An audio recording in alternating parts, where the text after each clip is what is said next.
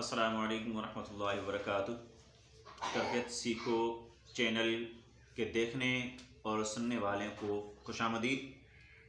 آج انشاءاللہ العزیز سورہ بقرہ کی آیت نمبر 34 کا مختصر ترجمہ و تشریح عرض کی جائے گی انشاءاللہ العزیز، اور اسی آیت کی تشریح کے دوران انشاءاللہ بہت ہی اہم معلومات خصوصیت کے ساتھ سجدے کی لغوی اور شرعی معنی کیا ہے، یعنی شریعت میں سجدہ کس کو کہتے ہیں اور کس طرح ادا کیا جاتا ہے، فرشتوں نے جو حضرت آدم علیہ السلام کو سجدہ کیا وہ سجدہ کیا تھا، یعنی صرف اور صرف ان کی عظمت کے اظہار کے لیے تھا یا جو ہے وہ شرعی سجدہ تھا، اور اس کے علاوہ شیطان کی حقیقت کیا ہے، آیا وہ جن ہے یا فرشتہ ہے۔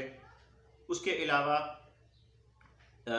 اسی تشریح کرتے ہوئے مختصراً ایک حدیث بیان کی جائے گی جو کہ اسی تفسیر کی متعلقہ ہے، اور اس سے انشاءاللہ ہمیں واضح ہو جائے گا کہ موجودہ دور میں جو پرسنل اسسٹنٹ یا پی اے خواتین رکھی جاتی ہیں اور تنہائی میں بیٹھتی ہیں، ان کی شرعی حیثیت کیا ہے۔ تو آئیے بلا تاخیر شروع کرتے ہیں۔ اللہ تبارک و تعالی نے سورہ بقرہ آیت نمبر 34 میں ارشاد فرمایا، اعوذ باللہ من الشیطان الرجیم، بسم اللہ الرحمن الرحیم، وَإِذْ قُلْنَا لِلْمَلَائِكَةِ اسْجُدُوا لِآدَمَ فَسَجَدُوا إِلَّا إِبْلِيسَ، اور جب ہم نے فرشتوں سے فرمایا آدم کو سجدہ کرو تو ابلیس کے سوا سب فرشتوں نے سجدہ کیا۔ وَإِذْ، اور جب، قُلْنَا ہم نے فرمایا، قل فرمایا نا ہم، قُلْنَا ہم نے فرمایا، لِلْمَلَائِكَةِ اسْجُدُوا، لِلْمَلَائِكَةِ فرشتوں سے، اسْجُدُوا سجدہ کریں، لِآدَمَ آدم کے لیے یا آدم کو یا آدم کے سامنے، فَسَجَدُوا پس سب نے سجدہ کیا، یعنی تمام فرشتوں نے سجدہ کیا، الا سوائے ابلیس، ابلیس کے، سوائے ابلیس کے سب نے جو ہے سجدہ کیا۔ تو سب سے پہلے آتے ہیں آیت کے اس حصے کی تشریح کی طرف۔ علماء کرام نے کیا ممکنہ وضاحت کی ہے اس آیت مبارکہ کے حصے کی۔ تفسیر تبیان القرآن میں آتا ہے، علامہ غلام رسول سعیدی رحمۃ اللہ علیہ صاحب لکھتے ہیں کہ جب حضرت آدم علیہ السلام کی فرشتوں پر علمی فضیلت ظاہر ہو گئی تو اللہ تعالیٰ نے فرشتوں سے حضرت آدم علیہ السلام کی اس علمی فضیلت کا اعتراف کرانے کے لیے فرشتوں کو حکم ارشاد فرمایا کہ آدم علیہ السلام کو سجدہ کریں۔ اب سجدہ کیا ہے، کس طرح کا وہ سجدہ تھا، شرعی سجدہ کیا ہوتا ہے، اور جو فرشتوں نے سجدہ کیا وہ کیا تھا۔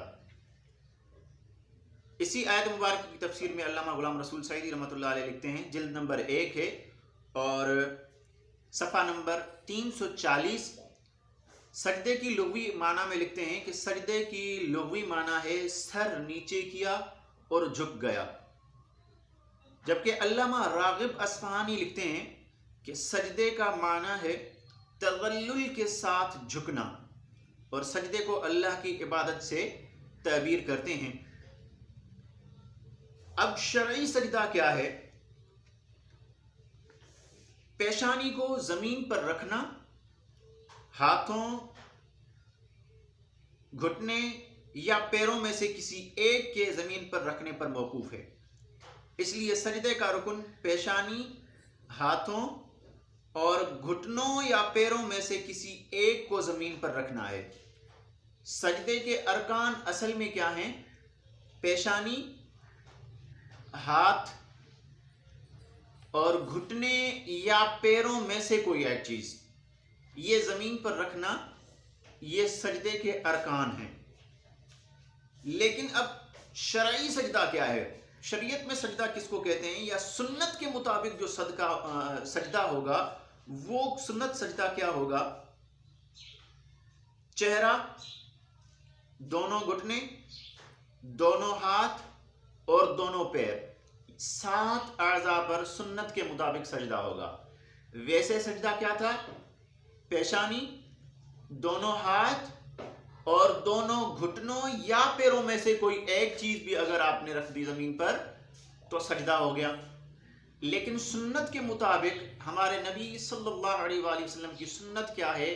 ان کے مطابق سجدہ کیا ہوگا؟ پیشانی، دونوں ہاتھ، دونوں گھٹنے اور دونوں پیر، یہ 7 اعضاء زمین پر رکھے جائیں گے تو سنت کے مطابق سجدہ ادا ہوگا. یہاں پر علامہ غلام رسول سعیدی رحمۃ اللہ علیہ صاحب یہ بھی لکھتے ہیں کہ بعض علماء نے جو یہ لکھا ہے کہ پیروں کی انگلیاں زمین سے اٹھ جائیں یا مڑ جائیں تو سجدہ نہیں ہوتا، یہ صحیح نہیں ہے. اور اس کی مکمل تفصیل، مکمل وضاحت انہوں نے شرح مسلم کی جلد اول میں کی ہے. اگر کوئی مزید تحقیق کرنا چاہتا ہے، دلائل وغیرہ دیکھنا چاہتا ہے تو علامہ غلام رسول سعیدی رحمۃ اللہ علیہ کی صحیح مسلم شریف کی شرح ہے، انہوں نے کی ہے، اس کی جلد اول میں اس کی تفصیل انہیں مل سکتی ہے. تو یہاں پر جو حضرت آدم علیہ السلام کو سجدہ کیا گیا، یہ سجدہ تعظیمی تھا. فرشتوں کو جس سجدے کا حکم دیا گیا تھا اس سے یا تو شرعی سجدہ مراد تھا، اگر شرعی سجدہ مراد لیں تو اس صورت میں سجدہ اللہ تعالیٰ کو تھا.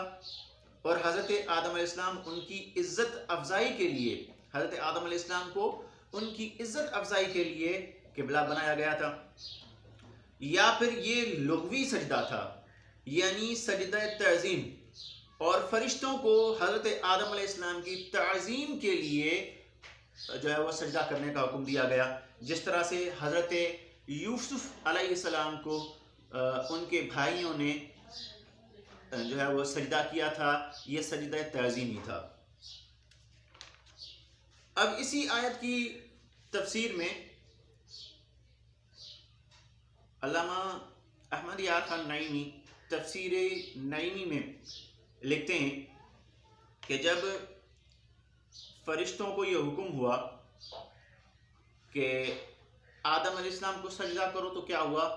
فسجدوا، سب فرشتے سجدے میں جھک گئے، سب فرشتوں نے سجدہ کیا. یہ حکم سنتے ہی سارے فرشتے بلا تأمل سجدے میں گر گئے اور ان کے جو ہے وہ اللہ تبارک و تعالی کے حکم کی تعمیل میں لگ گئے. بعض مفسرین یہاں یہ فرماتے ہیں کہ سب سے پہلے حضرت جبریل علیہ السلام سجدے میں جھکے، پھر حضرت میکائیل علیہ السلام، پھر حضرت اسرافیل علیہ السلام، پھر حضرت اسرائیل علیہ السلام اور پھر سارے فرشتے. اسی لیے چونکہ حضرت جبریل علیہ السلام سب سے پہلے سجدے میں جھکے، اسی لیے حضرت جبریل علیہ السلام کو سب سے بڑا درجہ عطا فرمایا گیا، یعنی خدمت انبیاء کرام علیہم السلام. اور یہ قول تفسیر خزائن العرفان سے لیا گیا ہے. بعض حضرات فرماتے ہیں کہ سب سے پہلے حضرت اسرافیل علیہ السلام نے سجدہ کیا، اس لیے ان کی پیشانی پر سارا قرآن لکھ دیا گیا. یہ قول لیا گیا ہے تفسیر روح البیان سے. اس کے بعد اب آتے ہیں کہ یہ جو سجدہ کیا گیا یہ کتنی دیر کے لیے تھا، اس کی مدت کیا تھی؟ تو بعض علماء اکرام فرماتے ہیں، یہ جو میں آپ سے عرض کر رہا ہوں کہ سب سے پہلے کس نے سجدہ کیا اور کتنی مدت تک سجدہ رہا، یہ تفسیر نعیمی میں جلد نمبر اول صفحہ نمبر 224 پر رقم ہے. میں اسی کے مطابق اسی میں سے آپ کو جو ہے وہ آپ کی خدمت میں پیش کر رہا ہوں. کتنی دیر تک سجدہ رہا؟ بعض علماء اکرام فرماتے ہیں یہ سجدہ ظہر کے وقت سے عصر تک رہا. دوسرا قول یہ ہے کہ ملائکہ 100 برس تک یعنی 100 سال تک سجدہ کرتے رہے. تیسرا قول یہ ہے کہ 500 سال تک سجدہ کرتے رہے، اور یہ قول بھی تفسیر خزائن العرفان اور روح البیان سے لیا گیا ہے۔ تو علامہ احمد یار خان نعیمی رحمۃ اللہ علیہ فرماتے ہیں کہ ان باتوں کو اس طرح سے جمع کیا جا سکتا ہے کہ اولاً فرشتوں نے حضرت آدم علیہ السلام کو سجدہ کیا جس کا شیطان نے انکار کیا۔ سب سے پہلے فرشتوں نے سجدہ کیا جس کا شیطان نے انکار کر دیا تھا۔ یہ سجدہ تھوڑی دیر تک رہا، پہلا سجدہ تھوڑی دیر تک رہا۔ جب فرشتوں نے سر اٹھا کر دیکھا کہ شیطان حضرت آدم علیہ السلام کی طرف پیٹھ پھیرے کھڑا ہے، تب انہوں نے دوسرا سجدہ اس پہلے سجدے کی توفیق ملنے کے لیے شکریہ کے طور پر ادا کیا۔ یہ سجدہ رب کے لیے تھا۔ دوسرا جو سجدہ کیا سجدہ شکر تھا اور اللہ تبارک و تعالیٰ کو تھا، اور سجدہ شکر تھا۔ پھر جب سر اٹھایا تو انہوں نے دیکھا کہ شیطان پہلے تو بہت خوبصورت تھا، لیکن اب اس کی شکل مسخ ہو کر جسم خنزیر کا اور چہرہ بندر کا سا ہو گیا ہے۔ تب انہوں نے ہیبت الہی سے، اللہ تبارک و تعالیٰ کے جلال کے خوف سے ایک اور سجدہ کیا۔ یہ تینوں سجدے حضرت آدم علیہ السلام ہی کی طرف تھے، مگر 3 قسم کے، اور ان کی مدتیں بھی علیحدہ علیحدہ تھی۔ تو یہ جو اقوال لیے گئے ہیں یہ تفسیر روح البیان اور تفسیر خزائن العرفان وغیرہ سے لیے گئے ہیں۔ اب آتے ہیں کہ ابلیس کون تھا، جن تھا یا شیطان تھا؟ اس کے متعلق بھی علامہ مفتی احمد یار خان نعیمی نے تفسیر نعیمی میں، اور علامہ غلام رسول سعیدی رحمۃ اللہ علیہ نے تفسیر تبیان القرآن میں بہت بحث کی ہے۔ تفسیر تبیان القرآن جلد نمبر 1 صفحہ نمبر 341 پر پوری مکمل وضاحت ہے، دلائل ہیں، جن میں سے 2-4 میں آپ کے جو ہے وہ خدمت میں عرض کرتا ہوں۔ ان کا یہ کہنا ہے، ان کا یہ ماننا ہے کہ ابلیس جو تھا وہ جنوں میں سے تھا، فرشتوں میں سے نہیں تھا۔ اور جو علماء کرام یہ کہتے ہیں کہ ابلیس فرشتوں میں سے تھا، وہ صرف اور صرف ایک آیت مبارکہ سے جو ہے وہ دلیل لیتے ہیں اور اس میں بھی تعویل کرتے ہیں، جبکہ جو علماء کرام یہ مانتے ہیں کہ ابلیس جنوں میں سے تھا، ابلیس جنوں میں سے تھا، وہ ان کے پاس کئی ایک دلائل ہیں۔ اب آتے ہیں کہ ابلیس جنوں میں سے تھا، اس کے متعلق 2-4 باتیں، کہ جب اس نے انکار کیا، اور اس کی وجوہات بھی ہیں کہ اس نے کیوں انکار کیا، اور اگلی آیت میں جو ہے وہ واضح بھی ہو جائے گا۔ قرآن پاک کی آیات میں بھی یہ ہے کہ اس نے کیوں انکار کیا تھا، وجوہات بھی ہیں۔ سب سے پہلے ہم مختصر طور پر 1-2 دلائل بتاتے ہیں آپ کو، کہ اللہ تعالیٰ کا ارشاد ہے کان من الجن، سورہ کہف آیت نمبر 50۔ اب اس سے بھی واضح ہو جاتا ہے کان من الجن، وہ جنوں میں سے تھا۔ اس آیت میں بھی ابلیس کے جن ہونے کی وضاحت ہوتی ہے۔ دوسری بات، فرشتوں کی نسل چلتی ہے، فرشتوں کی نسل نہیں چلتی، جبکہ جنات کی یا شیطان کی جو ہے وہ نسل چلتی ہے، شیطان کی نسل چلتی ہے۔ لہٰذا ہم کہہ سکتے ہیں کہ اگر ابلیس فرشتوں میں سے ہوتا تو اس کی اولاد کیسے ہوتی، اس کی نسل کیسے چلتی؟ لہٰذا اسی لیے بھی جو ہے وہ شیطان جنوں میں سے ہے۔ پھر تیسری بات کہ فرشتے اللہ تعالیٰ کی نافرمانی نہیں کرتے، جبکہ ابلیس نے اللہ تبارک و تعالیٰ کے حکم کی نافرمانی کی۔ لہٰذا اگر وہ فرشتہ ہوتا تو نافرمانی نہ کرتا، لہٰذا یہ جن ہے۔ تو اسی طرح سے علماء کرام کا یہ ماننا ہے، کچھ علماء کرام کا یہ اختلاف باقی ہے کہ آیا وہ جن تھا یا فرشتہ تھا۔ کچھ علماء کرام مانتے ہیں کہ وہ فرشتہ تھا، کچھ علماء کرام یہ مانتے ہیں کہ وہ جن تھا۔ تو جو علماء کرام ابلیس کو فرشتہ قرار دیتے ہیں وہ 3 آیات سے، قرآن پاک کے اندر جو 3 آیات ہیں ان 3 آیات اور ایک حدیث دلیل کے طور پر پیش کرتے ہیں اور اس میں تعویل کرتے ہیں، لیکن جو ابلیس کو جن قرار دیتے ہیں وہ صرف اور صرف ایک جو ہے وہ آیت مبارکہ فَسَجَدُوا إِلَّا إِبْلِيسَ، پس سب نے سجدہ کیا سوائے ابلیس کے، اس آیت مبارکہ میں، صرف اس ایک آیت مبارکہ میں تعویل کرتے ہیں۔ تو لہٰذا علامہ غلام رسول سعیدی رحمۃ اللہ علیہ فرماتے ہیں کہ بجائے اس کے کہ 2-3 آیات مبارکہ میں تعویل کی جائے، اس سے بہتر ہے کہ صرف ایک آیت مبارکہ میں تعویل کی جائے اور اس سے استدلال لیا جائے۔ بہرکیف یہ تعویلیں اور استدلال وغیرہ ہماری سمجھ سے باہر کی چیز ہو جائے گی، تو علماء کرام کا اس چیز میں بے شک اختلاف موجود ہے۔ اب آتے ہیں آیت مبارکہ کے اگلے حصے کی طرف۔ اللہ تبارک و تعالیٰ نے جب فرمایا فرشتوں سے کہ سجدہ کرو تو سب نے سجدہ کیا ہے سوائے ابلیس کے، الا ابلیس، سوائے ابلیس کے، ابا واستکبر، ابا اس نے انکار کیا، واستکبر اور تکبر کیا، وکان من الکافرین اور کافر ہو گیا یا وہ کافروں میں سے تھا، وکان اور تھا، من الکافرین کافروں میں سے، مراد یہ ہوگی کہ وہ کافروں میں سے تھا یا وہ کافر ہو گیا۔ اب آتے ہیں کہ تکبر کیا ہوتا ہے۔ اس نے جو انکار کیا اور تکبر کیا، تو تکبر کا معنی کیا ہوتا ہے، یہ سمجھنے والی بات ہے۔ سب سے پہلے اس کی معنی کی طرف آتے ہیں۔ تکبر کا معنی ہے کوئی شخص اپنے آپ کو دوسروں سے بڑا خیال کرے، یہ تکبر ہوتا ہے۔ اور یہاں جو آیا ہے وستکبر، وستکبر اور استکبار کیا، یعنی تکبر کیا، تو استکبار کیا ہوتا ہے؟ استکبار کی معنی ہے اپنے لیے بڑائی طلب کرنا، اپنے لیے بڑائی طلب کرنا۔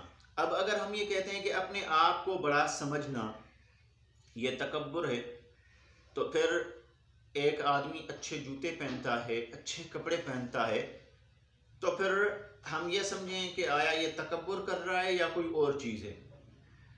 اکثر و بیشتر ہم موجودہ دور میں بلکہ اب تو یہی ہو گیا ہے، اگر کسی کے اچھے کپڑے دیکھ لیے یا جو ہے وہ اچھے جوتے دیکھ لیے یا اچھی گاڑی دیکھ لی یا اس کی صفائی ستھرائی دیکھ لی، وہ تو کہیں گے بھائی بڑا تکبر والا آدمی ہو گیا ہے، بڑا فخر ہو گیا ہے اور غرور ہو گیا ہے۔